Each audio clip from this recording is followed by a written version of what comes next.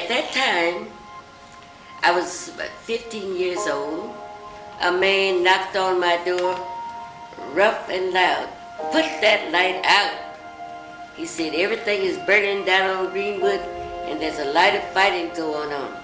People were coming from everywhere, like ants coming out of a hole, all over down the track, and we started running too.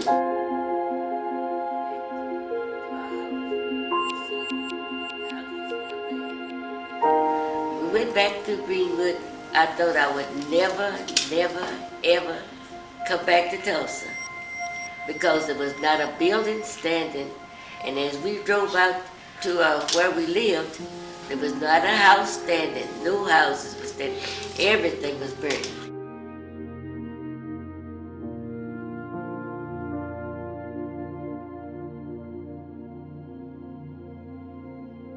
She was so devastated about what had happened down on Greenwood, and they lost everything. Houses were just burned to the ground. There was nothing left. I'm still thinking we never will go back to Tulsa. But in August, we came right back to Tulsa to go to school. Now, when she would share some of the stories, you could see the pain, just the memory of it. But then she would shift to something more positive and talk about how they came out of that. Even though the riot took away a lot, we still, I graduated, I went to high school, so we must have stayed here and we must have done all right after that. So times got better, I guess I'd say. I think the trauma and not wanting to pass on that trauma is why they didn't want to share all of the pain of what happened.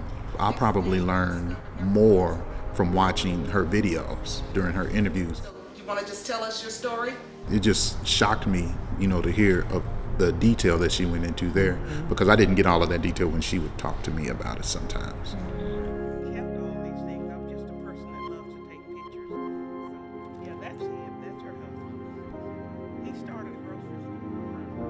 It's like the scripture says, it's the truth that makes you free.